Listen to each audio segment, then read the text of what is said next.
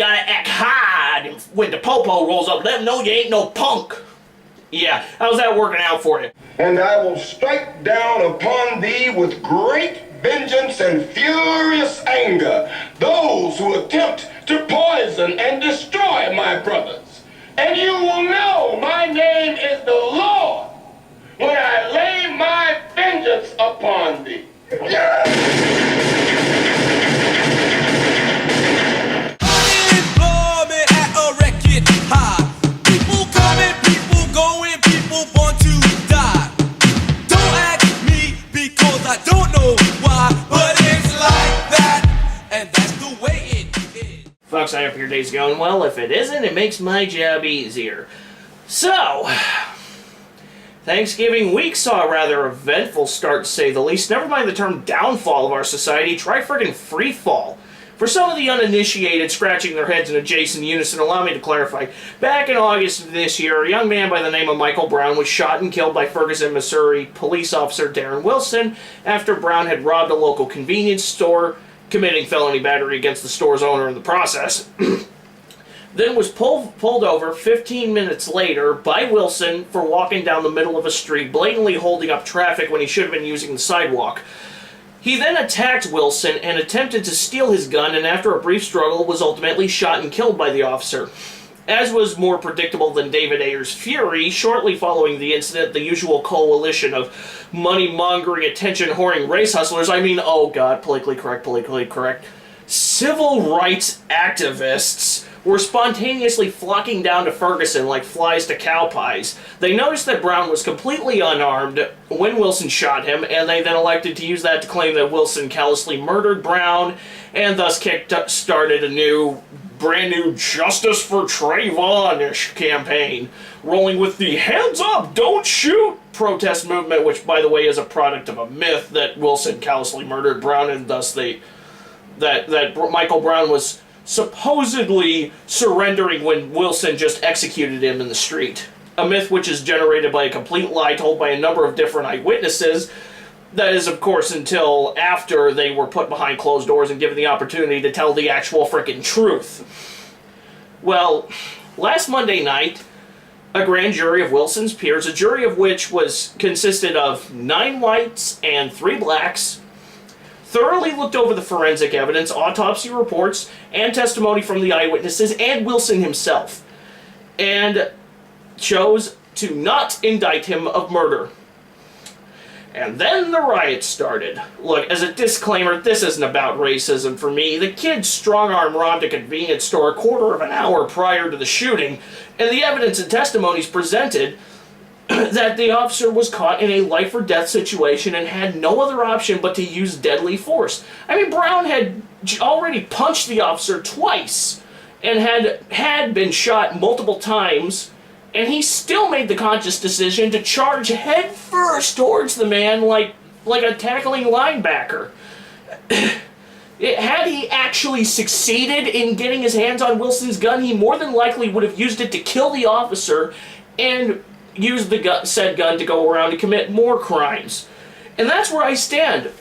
I think the officer used justifiable force to protect his life. The only thing he truly is guilty of is self-defense.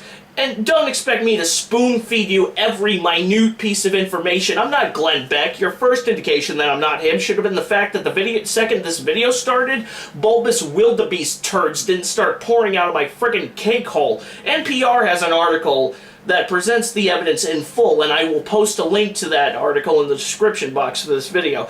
But if you do happen to read it, immediately afterwards, feel free to brace yourself before you mosey on down to that sea of douchebaggery they call a comment section. Just breathe that retardation and let it sink into the deepest, darkest depths of your cerebral cortex, because Brown's defenders, and especially his parents, have taken the final verdict and single-handedly generated more spin than the Tasmanian devil on Red Bull. Now look, I know the proper thing to do would be to give the family a free pass, which is perfectly understandable. They've just lost a loved one under dreadful circumstances, and they're not thinking straight. So I'm not going to bash on the parents, regardless of what self-induced pseudo-matrix artificial reality they're living in. I'm not even going to touch on Brown's stepfather for his reaction after the final verdict was in, because he is not the true problem here. Everybody knew Wilson wasn't going to be indicted. The riot crowds knew how it was going to end. They were planning to riot regardless of the final verdict. The grand jury just gave them an excuse. You know it, I know it, my dog knows it, my brand new cat knows it, Al Sharpton, Al Not So Sharpton, Jesse Jackoff, and all the rest of the civil rights crew knew it.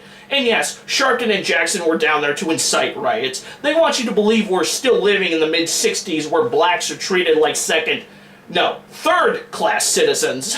They want every case like this, whether it's Michael Brown or Trayvon Martin or whoever, to be another Rodney King, a face of whom what passes as the modern-day civil rights groups and activists can exploit for their own selfish money-mongering purposes. Hey guys, after you're done flapping those greed dispensers you call your frickin' mouth holes, maybe you can take the time to address real concerns. You know, like the ungodly amount of black-on-black crime that is dominating American inner cities. Like the fact that more fathers need to stick around to raise their children instead of knocking up half the frickin' county and then leaving them to do the next hoe. Look at me, I done got me over 157 baby mamas. Maybe you should address the dangers of the thug lifestyle that gets glorified on TV and music and in Hollywood movies. You know, the lifestyle that Michael Brown and Trayvon Martin wanted to be a part of. Gotta act hard when the popo rolls up, let them know you ain't no punk. Yeah, how's that working out for you? Maybe if the modern day NAACPs and the Al Sharptons and the Jesse Jacksons spent more of their time and energy actually trying to bring people together, regardless of their race or class, instead of trying to split people apart because of their race and class, we wouldn't have had. I can't even talk today. I can't even read my script today. We wouldn't have had a few of that endless slew of chiclet-brained homunculi trying so desperately to burn down St. Louis.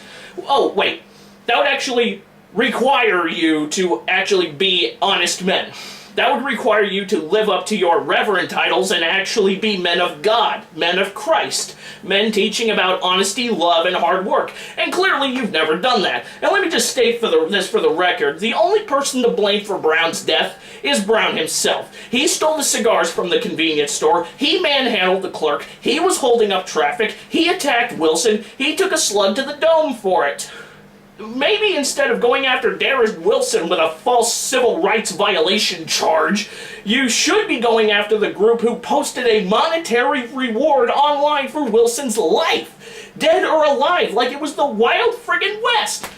I'm sorry, but I was under the distinctive impression that that was a federal offense. But then again, I shouldn't be expecting any blowback against that, considering Eric Holder and Barack Obama blatantly ignored the whole Black Panther voter intimidation thing. Yeah, just not worth their time or energy. But of course, who am I to question the integrity of the motives of our current president and former attorney general? Who am I, a humble young white boy from the American Midwest, to question the integrity and the motives of the NAACP and the modern-day civil rights activists? I'll tell you who I am. I'm a concerned citizen who is tired of people glorifying ignorant behavior while accusing people like myself of being racist for daring to speak the truth, and call these people out for being the money-grubbing, dollar-worshipping trash that they are. Because not only is this completely counterproductive on your part, it's the intellectual equivalent of duck, duck, goose. And now I need to go down about 2 gallons worth of mind bleach to sear away the mental image of Barack Obama, Eric Holder, Al Sharpton, Jesse Jackson, and the upper elites in the NAACP playing Duck Duck Goose. I want to know what you think out there in YouTube land. Leave a comment, send a private message. Do you think the verdict was justified? Do you not think the verdict was justified? Are you living in a self-deluded parallel universe just like Brown's parents are? And just like Al Sharpton and Jesse Jackson are? I really want to know. Until then, I'm Chris the Liberty Gamer saying so long and have a good one.